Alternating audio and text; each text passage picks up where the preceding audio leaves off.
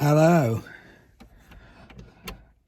Oh, look at this for a bit of picturesque lighting. I wasn't going to vlog today, I'm not going to lie. I was like, I'm just going to play and enjoy it. And I've now got 2 hours to kill before I've got to be on stage and playing. So I thought I may as well use that time to set my cameras up and actually do something productive rather than just sitting around playing chess or Sudoku or just scrolling through Instagram. So I'm back in my car now, just recording this little intro. So I think I'm vlogging. I think I'm going to do it. The rehearsals have gone really, really well today. I've absolutely loved it. I've actually played well for a change. I think us musicians are really self-critical, aren't we? And I always hate myself whenever I'm playing, especially things like this. I haven't read music in a long time and I haven't had a lot of time to prepare. So I was a little bit dubious, not going to lie, a little bit nervous this morning coming in because I was going to run the stuff this morning and then I remembered that I promised Diane that I was going to do a car boot sale. So I did that instead of running the music. So I just came here, set my drums up and hoped for the best, really. And things like the overture, we had the rehearsal last week. I should explain, with NMTO, these shows, they do 2 rehearsals. And then on the day of the concert, you have a rehearsal in the daytime and then the concert in the evening. And you have like a run through with just the orchestra, then a run through with the singers, and then you do the concert. So it's like quite a long, tiring day. So if I'm looking a bit tired, you can't see my eyes anyway because of the darkness. Because of the darkness of a Marilyn Manson hat. But yeah, if you could see my eyes, you'd know I was pretty exhausted. But it's totally worth it. There's no better feeling than playing with a massive orchestra. There's over 50 members of the orchestra, I think over 25 members of the ensemble, the singers, so it's going to be an epic night. And yeah, what was I on about? I just jumped completely off point. Yeah, I sat on my drums this morning being a little bit nervous about how it would go, and it went really, really well. I can't complain. There's a few songs that are to click, and then the majority of them are just following Brady, the conductor, which is great. He's a brilliant conductor. You can't really go wrong unless you don't look, like I don't sometimes. I find it hard to look at my music and look at him. If there's certain like tricky sections, I'm like really struggle. I should set my drums up different, but I like the aesthetic of having the drums facing forward. I know a lot of drummers will turn the kit. Anyway, whatevs, who cares? So yeah, it's all gone really, really well today, and I'm excited because after today I've got a whole 2 weeks off where I'm going to do nothing. I'm just going to read books. Well, I say do nothing, I'll still practice in the morning because I'm a maniac and I love it, and that's my whole life. If I don't have that stability, I'll just go crazy. So other than waking up early and practicing in the morning, I've got the whole day to myself, chilling, cold chilling. So that's what I'm going to be doing. Just reading books, hanging out with Diane, watching movies, hopefully some Christmas movies. I don't know when this will come out because I've got so many videos backed up. I've had a mare. My laptop bust proper. It was my fault as well. It did an update and a genius here deleted everything, all the applications, everything that you could delete, I deleted, and then I couldn't get it back from a backup. It's just been a nightmare. Luckily, my sister's fiance is a computer programmer, so it's been with him for the last 2 weeks, and he's had a mare with it as well because obviously I've ruined it beyond repair. So we'll see whether he'll fix it or whether I need a new laptop. But I'm going up there in a few days' time, ready for Christmas. So I'll go and see if it's fixed then. And then I've got a ton of video editing to do actually that I forgot about. So it's not going to be all cold chilling. The evenings are going to be spent at my laptop. But I enjoy that anyway.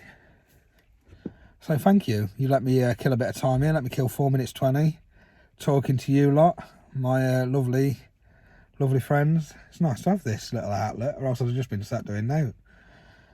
So that's good, isn't it? I'm going to have a little pud now. Got a 5-pack. You know, Christmas.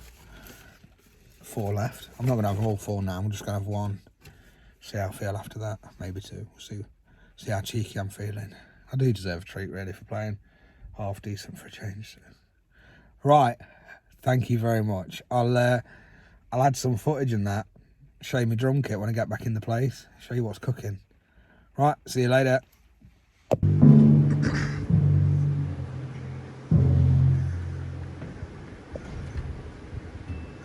Show you this beautiful drum kit. Vlogging, mate. Right. Oh yeah, I can't see because the light's on the way.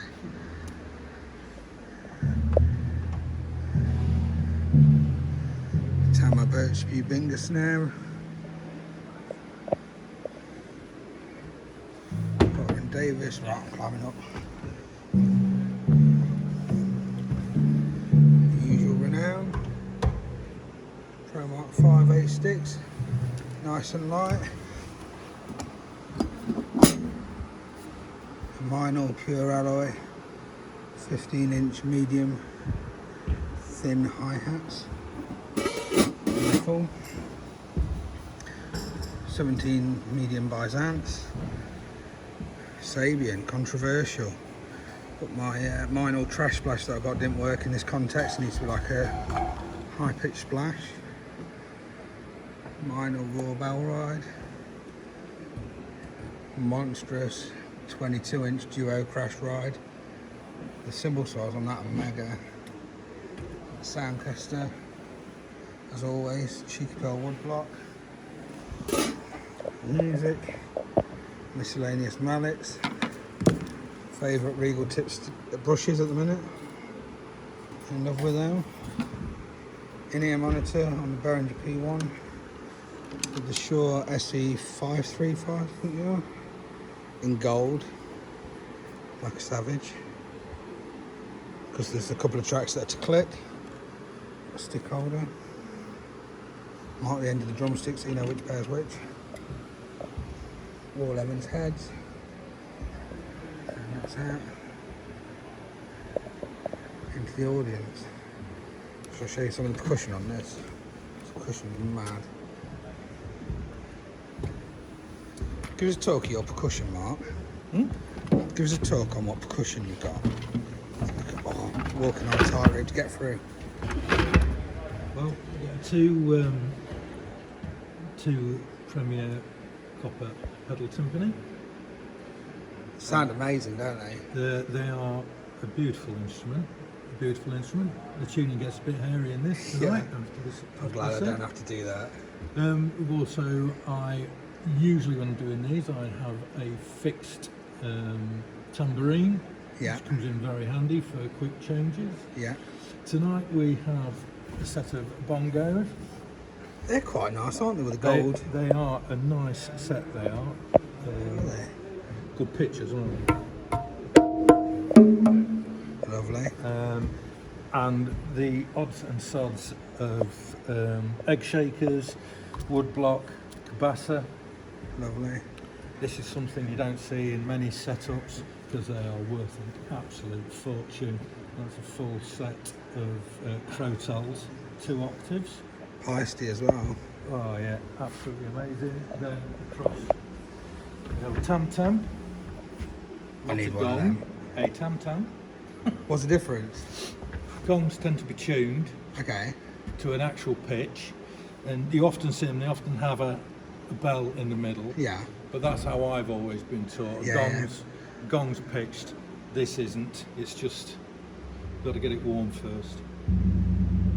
It's like a damn big cymbal. But it's a beautiful warm cymbal. Full octave of tubular bells. Standard triangle on stand. Lovely bell tree. Xylophone. Again, odds and sods, Guero, whip. Amazing. Sleigh bells, crotals. Antique cymbals, my apologies. Yeah. Acme siren. They're nice. These are very handy sticks. That's good, isn't it? Sally will be using these a lot because Yeah. you're going from that switch round to the hard beater, switch round to soft again, and also onto there. You've got the metal beaters for both the glockenspiel and the crotals. Yeah. Nice pair of Zildjian Crash. Lovely. Symphonic Viennese. The medium weight, the Germanics are the real heavy piece. And then just then assorted sticks everywhere. Some assorted sticks, there's Sally's sticks, Yeah. mine are put away. And down here you've just got the handheld tambourine and another wood block. And you two are sharing the part, aren't you? So you're like running around all over the place. Yeah, going from one to the other, and to be fair, it's just damn good fun. You get in what you can. There's some bits missing. There's probably some bits going to be extra that aren't there at all. But it's for this type of music, it's some of the best. Yeah. It's best for percussion and drums. It's Definitely. It's just great. It's great fun. We've got the whole back of the stage, haven't we? Yeah. It goes from that We've had to that to market over there. What was that? The marimba. Oh, crikey, there's that over there. Which is just a warm version of that, but there just wasn't yeah. enough for it. When you've got a xylophone, Yeah. you can cover it. You Cool. can cover it. And then you've got to have like 3 music stands to cover the parts. Yeah. Keep jumping from one to the other. I saw Sally earlier on the bells where she had the music in her hand. Oh, these are best played if they're at 90 degrees. Yeah. But there's no room. Yeah, And yeah. that's what you've got to look out for, is when you're moving about, there's not Stuff happening, flying. yeah. But yeah. Right, thank you, mate. All done at 90 miles an hour. Lovely congas as well, matching to the bongos. This is all from one hire company as well. Yeah. Hand-picked. There you go. So yeah, you've got all that amazingness happening. And it goes over into my area.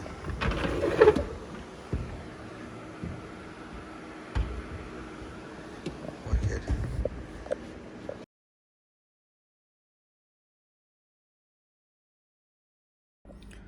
Right, so this is after the fact. I'm just at home editing the video. I thought it might be cool to show you just how much music you have to learn or look at for a show like this that you have to actually play. So I've got my iPad here with the music.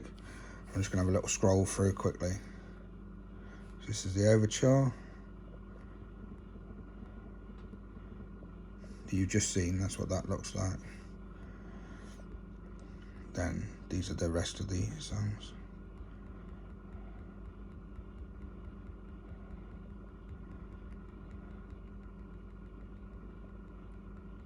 All specially commissioned.